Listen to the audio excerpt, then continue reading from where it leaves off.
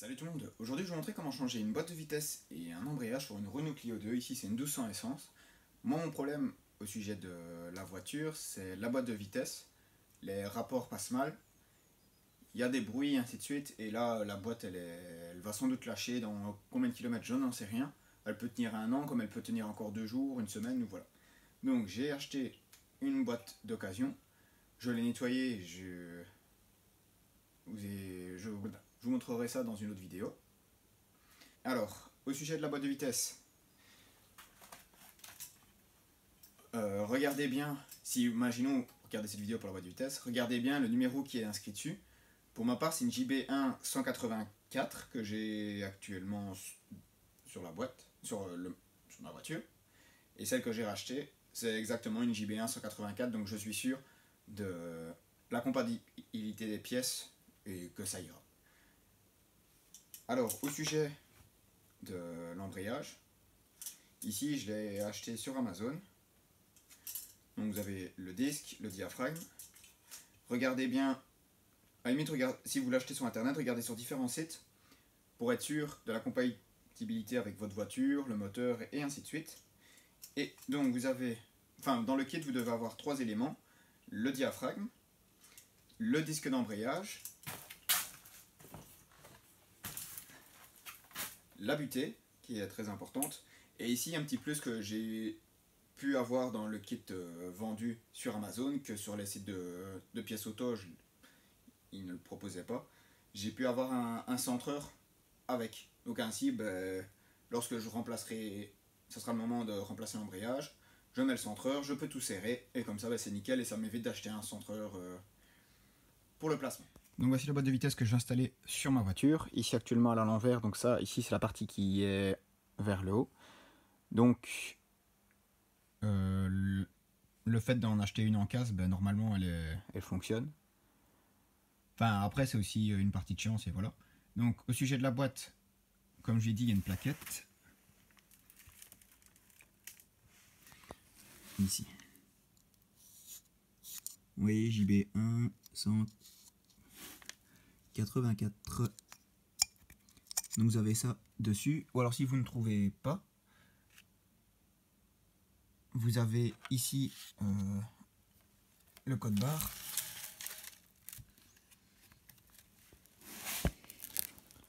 Alors, vous avez un code barre ici. Et il est mis ici. JB1 184. Alors, au sujet du démontage pour la voiture, ça va se passer en différentes étapes. Dans ce que vous devrez faire, partie haute, il y a une partie haute et une partie basse à travailler. Il va falloir retirer la batterie, ce qui est autour de la batterie. Donc tout dégager pour avoir cette pièce ici. Mais moi dans un premier temps, je vais d'abord démonter le berceau sans défaire la boîte de vitesse. Parce qu'en fait, la boîte de vitesse tient avec son support, le moteur et la boîte tiennent avec le support à gauche, à droite et à l'arrière. Donc ainsi, l'avantage d'embaissant le berceau, je peux enlever le berceau facilement et après, au moment venu de démonter la boîte, je soutiendrai les deux éléments indépendamment et j'aurai qu'à faire coulisser et je peux le récupérer depuis le bas. Donc comme je vous ai dit, il va falloir démonter le berceau.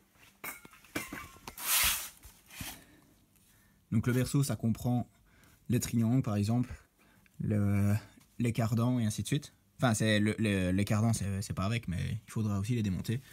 Démonter les roues. Et dans la description, je vous mettrai tous les outils que j'ai utilisés pour cette opération. Mais l'idéal, c'est à deux, mais c'est faisable aussi de le faire seul. Et donc voilà.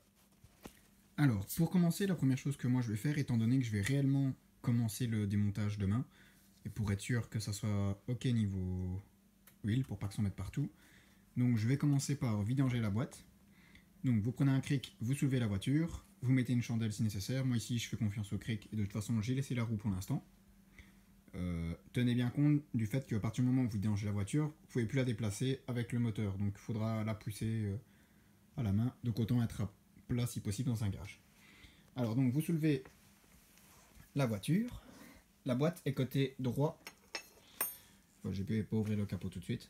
Donc la boîte est côté droit. Alors, quand vous êtes sous la voiture, étant donné que j'ai une boîte ici à côté, je vais vous montrer directement sur la boîte. C'est la fameuse boîte que je vais installer sur ma voiture. Alors quand vous êtes sous la voiture, vous avez un cache qui vient ici. Alors dans quel sens précisément, je ne sais plus. Ouais, il est comme ça. Donc vous avez cette vis-ci à retirer. Donc elle rentre dans le trou ici. Donc ça fait un maintien comme ça fait un levier. Donc vous voyez, dans un premier temps, vous devez simplement la déplacer pour la décrocher ici. Il y a un orifice là. Donc vous enlevez cette partie ici, c'est le protège, ça protège le bas de la boîte et en même temps ça récolte l'huile. Alors au cas où si vous avez de l'huile, ne vous étonnez pas, les boîtes JB1 sont connues pour fouetter, c'est Renault donc voilà. En général ce qui fouette c'est ici. Il existait un kit pour le remplacer, moi je ne l'ai jamais fait, ça coûte une histoire de 50 €. Ça peut valoir la peine de le faire si vous avez vraiment une grosse fuite, mais ici c'est pas le sujet. Donc vous enlevez cette partie ici. Et le bouchon de vidange est ici. Donc c'est vraiment juste en dessous de la voiture. Enfin autant. Donc là la boîte est à l'envers. Hein. Donc ici c'est ce qui donne vers le bas. Donc vous devez dévisser ici. J'ai la clé de vidange. Voilà. Donc c'est une clé de vidange classique. Donc il me semble que c'est le plus petit. Donc c'est celui-ci. Alors c'est un écrou comme d'habitude. Donc pour dévisser, vous dévissez dans le sens pour dévisser. Et vous tournez. Alors, ce que je vous conseille d'avoir, c'est un petit bac. Moi, c'est ici, c'est un petit bidon de 5 litres que j'ai découpé. Ainsi, je le glisse sous le carter quand je fais la vidange du moteur. Je le glisse sous le carter et comme ça, après, quand je dois vider, ben, j'ouvre le bouchon et je vide dans un autre contenant pour après le porter au parc à conteneurs. Donc, vous ouvrez ici. Et directement, vous faites tout couler dans votre pot. Et ce que je vous conseille, c'est de mettre des cartons en dessous. Tant qu'à faire, autant que je vous montre avec mon véhicule. Donc, je l'ai déjà défait. On va mettre le flash, ça sera encore mieux. Je l'ai déjà défait. Ce que je vous conseille, c'est de mettre des gants. Et alors, ben, vous dévissez au début avec la clé et après à la main. Ce qu'il faudra bien entendu acheter, ça je ne l'ai pas dit au début. Donc ici pour une Renault Clio 2, une 1200 essence, enfin moi sinon 149, et donc c'est une 1200 essence. C'est de la 75W80. Vous voyez ici, elle a été changée il y a quelques années. Elle n'est pas vraiment sale, mais soit. On va repartir sur une bonne. Donc s'il faudra acheter, donc c'est la 75W80. Focus. 75W80 et ici donc il faudra prévoir des petites rondelles en cuivre que ici c'est sur les Clio pour l'étanchéité. Donc vous voyez ça a coulé, elle est encore légèrement chaude. Alors au cas où si vous changez la boîte, vous pouvez examiner l'huile. Alors au cas où ce qu'il faut savoir si votre huile est noire, c'est pas grave, elle a fait son temps, c'est tout. Elle peut aussi sentir je crois que c'est le brûlé ou quelque chose comme ça. Enfin, l'odeur peut aussi donner des indications. Je ne vais pas dire de bêtises. J'ai regardé sur le logiciel de Renault. Mais par exemple, lorsqu'une boîte se dégrade, ce que vous pouvez regarder, c'est s'il n'y a pas des présences d'aluminium dans l'huile. Ici, il faudra que je regarde précisément.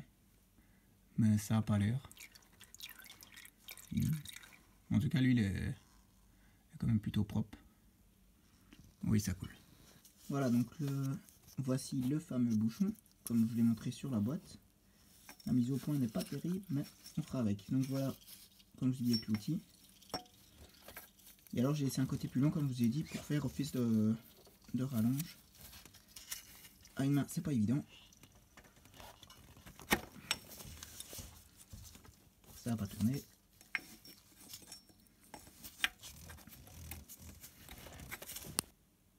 Voilà, donc à deux mains j'ai réussi. Alors moi ce que je vous conseille, c'est si vous avez des difficultés, d'utiliser un tuyau comme moi, vide à l'intérieur. Ainsi vous pouvez l'utiliser comme office de rallonge et vous voyez ça se dévisse. Et oui, il faut pas quelque chose de long. À la limite, si vous êtes intéressé, je vous donnerai la mesure. Ici, c'est un ancien tuyau de chauffage que j'ai récupéré. Et surtout, mettez des gants parce que sinon, c'est la cata. Donc, vous retirez le bouchon. Voilà. Comme je vous ai dit, examinez l'état du joint. Le joint qui est sur l'autre boîte, la nouvelle que je vais mettre, j'ai l'impression qu'il est moins bien. Ça, c'est important aussi pour l'étanchéité. Regardez, il ne se remet pas dans sa forme. Tandis que le mien, enfin moi je le sens, il est plus souple. En même temps, celui-ci est sale. Et le mien est propre, en quelque sorte. Alors, une fois que vous avez tout ouvert, ça n'a plus l'air de couler. Ce que vous pouvez faire maintenant, c'est retirer le cric.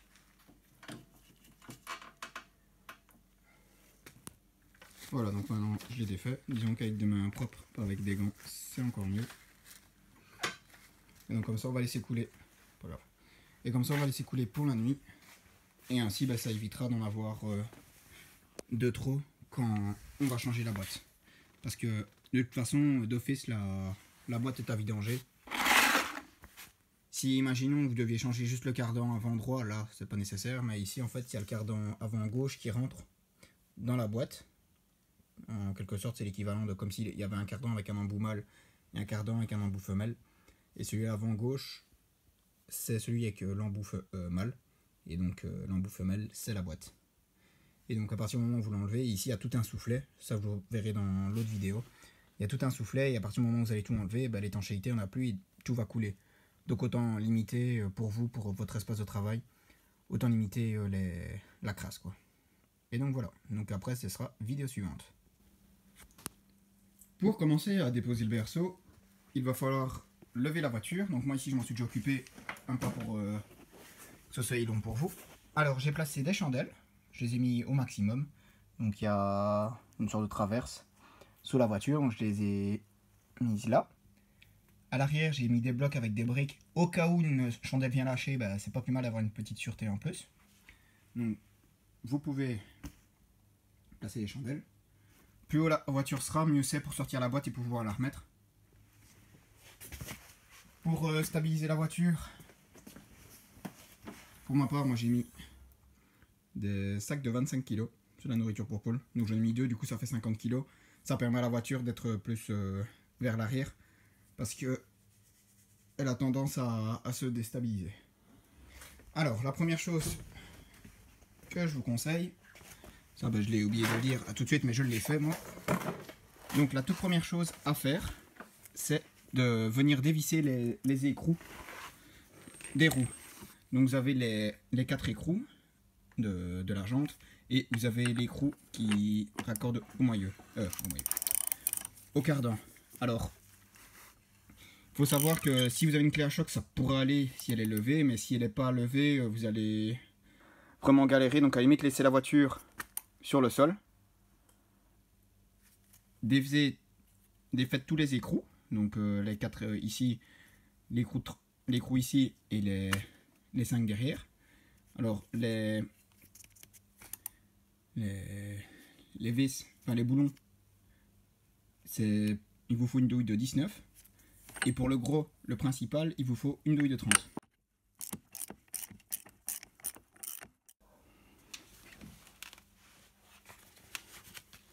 Alors si vous avez une visseuse, ce qui peut être sympa, c'est de lui adapter un embout spécial pour mettre des douilles de 1,5.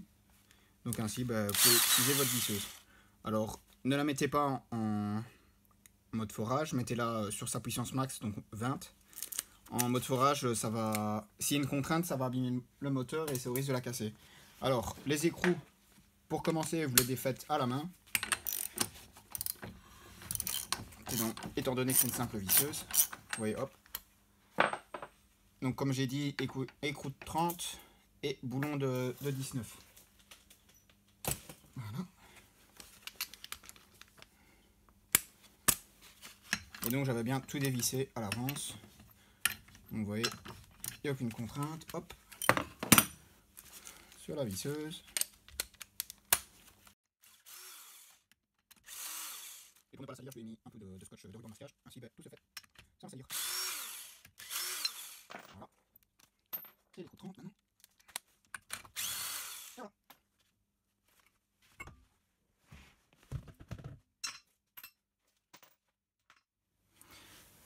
Maintenant, on va désaccoupler la crémaillère du triangle. Alors, donc, c'est ici. Et vous avez cet écrou-là à enlever. C'est un écrou de 17. Ici, moi, je vois qu'il y a quand même un peu de rouille au-dessus. Alors, même pas pour forcer. Prenez une petite brosse de fer. Ça évite qu'il y ait des dépôts, que ça abîme la rotule. Voilà. Un petit peu de WD-40. Voilà. Et on peut y aller. Une fois qu'on a trouvé la douille de 17. 19. Elle est ici. Bon.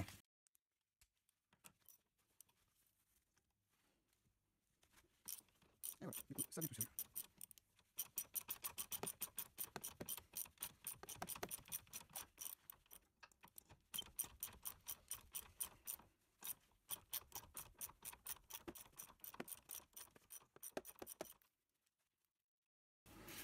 Donc maintenant, on va l'enlever.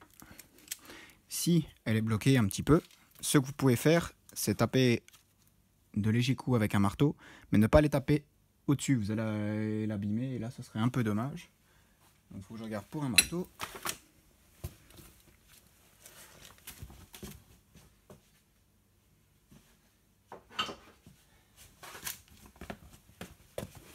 Donc, vous tapez quelques petits coups en dessous.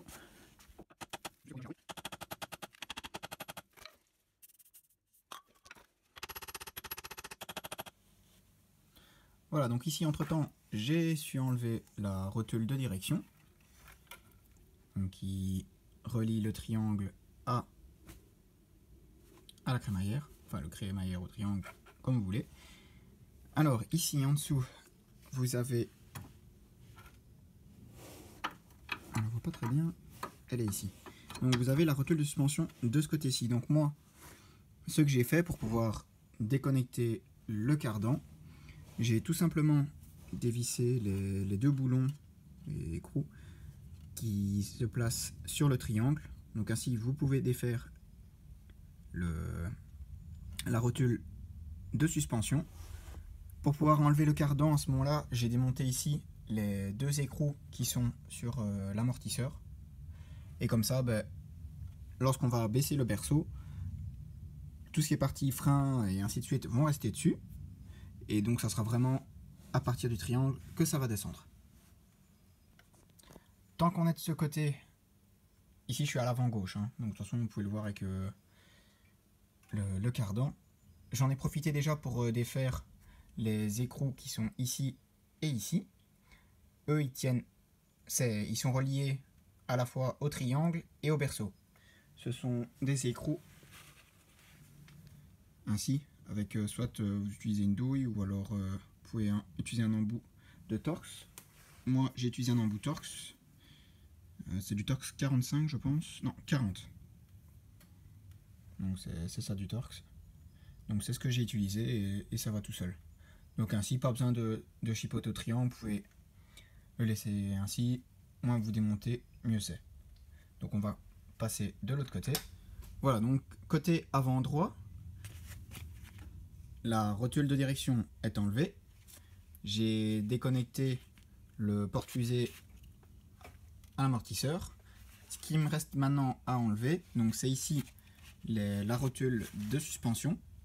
Donc c'est juste la donc ne pas l'enlever du porte-fusée. Donc de l'autre côté, j'ai dévissé cet écrou pour rien. Donc vous n'avez qu'à dévisser ces deux boulons là, ici. Et après, il y a celui-ci à défaire pour, comme de l'autre côté, pour le dissocier du berceau. Moi ici, la vis elle avait eu un souci, donc c'est pas tout à fait la même. Mais sinon, c'est le même principe, il faut dévisser là. Voilà, donc ici, j'ai démonté la partie à l'avant droite. Alors moi, Donc les deux ici, j'ai fait en sorte qu'il ne laissait plus qu'un seul écrou. Et au moment où il était presque fini, donc j'ai un seul qui restait, j'ai réaccroché le porte-fusée à l'amortisseur. Et ainsi, ben, je l'ai déconnecté. Et comme ça, ben, je n'ai pas le porte-fusée et tout qui tombe. Parce que le risque en lui-même, s'il tombe, c'est pas grave. C'est plutôt pour la durite de frein, même pas pour l'arracher. Et surtout que là, la voiture, elle est quand même haute. Donc comme vous pouvez voir, j'ai le porte-fusée, il n'y a pas de souci, il bouge bien. Il est plus soutenu. La rotule de suspension est ici. Et donc le cardan est déconnecté. Parce qu'on sait l'enlever. Voilà, ça fait déjà un cardan de récupérer. Alors, moi c'est parce qu'il a déjà été démonté. Mais sinon, normalement, le cardan a une goupille. Alors...